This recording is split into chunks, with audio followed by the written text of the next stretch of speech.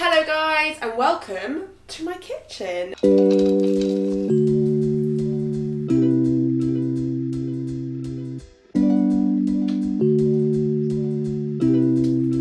Really nice. Now today we are going to be making Chickpea Blondies. I have been obsessed with finding healthier alternatives to some of my favourite bakes. I've never actually made this recipe before and we're totally winging it, so let's see what happens. For this recipe you will need 1 tin of chickpeas, coconut oil, baking powder, lots of chocolate, cinnamon, almond flour or coconut flour, salt, plain flour or oat flour, I'm using spelt flour today, and some sort of sugar, I'm using coconut sugar. First of all, I'm going to take a tin of chickpeas and we're going to go and rinse these off. So, we've got our chickpeas. Now, traditionally you would be doing this with a food processor, but I'm going to be attempting this with a NutriBullet. One of the reasons I've been trying to find healthier alternatives for my baking is to get some more nutrients in easy, tasty, delicious little packets. So by using chickpeas, we put loads of fibre, loads of protein, and loads of really healthy fats into this bake, which obviously are all things we want. I'm going to be blending these with the tiniest drop of water just to get them moving a little bit. I wouldn't be doing this if I was using a food processor like I should be. So let's try blending this and see how this goes.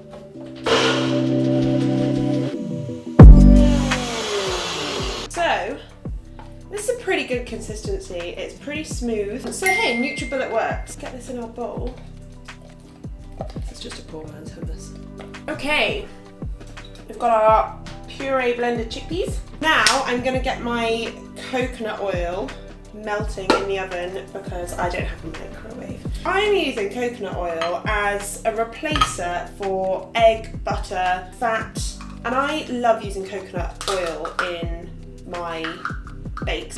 I've used olive oil quite a few times and I always find that it makes the bake really, really dense. So I'm using just under half a cup of coconut oil. And I'm going to get this melting in the oven. We are going to add all our dry ingredients to the mix, apart from our chocolate. So, I'm going to start off with my flour. I'm using 2 different types of flour, and honestly, the reason I'm doing that is for diversity of nutrients and for a little bit of a different consistency. I'm also going to chuck in 1/3 of a cup of almond flour. Now, in traditional supermarkets, it is just ground almond, and that's all I'm using. It's gonna make the texture quite dense and give it a nutty flavour. I'm gonna put in a teaspoon of baking powder.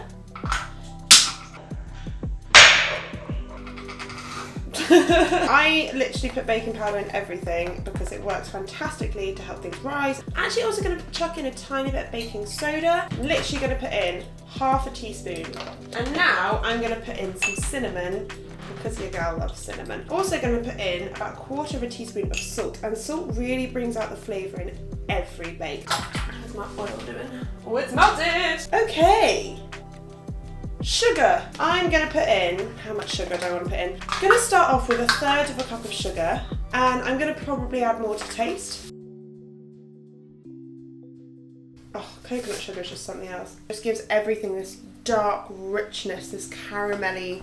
Yeah, it's caramelly. That's why I like it so much. So another reason why I love healthy baking is because you've got all your different macronutrients. So you've got protein, carbs, and fat, which helps to keep your insulin levels nice and balanced, and it also helps to keep you full and satisfied for so much longer, and it stops you getting a sugar crash. Right then, let's stir this up. Right, this is a really lovely consistency now. We have got this real smooth paste going on. I'm going to add the oil. Give that a good old stir. We want our mixture to be wet enough that it will pour, but with enough flour in it that it will bind together. I think it's time for a taste test. Oh my god, that actually tastes really good. I wasn't expecting it to be that good. Okay, this looks so good. I'm really, really hoping that these come out as tasty as I think they will. It is time to get our chocolate in there. Now this is the best part always. So, I am using Wizard's chocolate. I'd love to say I've got 2 whole bars, but let's not pretend. So we've got 1.5 bars.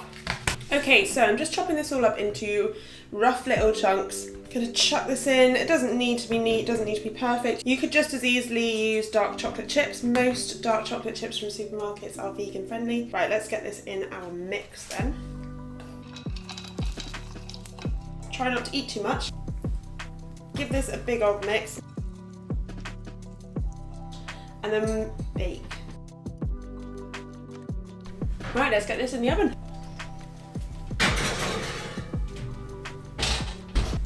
They're ready!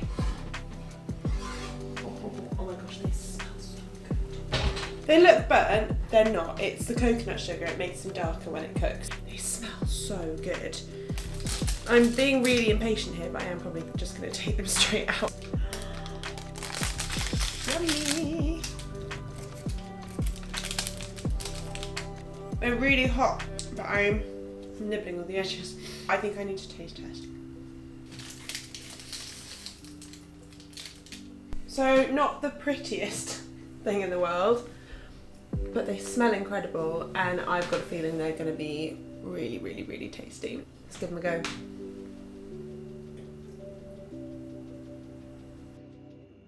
They're really good. It's a winner. Proud of this one, guys. Happy with how this turned out. Thank you so much for watching. I really appreciate it. If you give these a go, let me know in the comments down below, and don't forget to give a little like and subscribe. I'll catch you next time.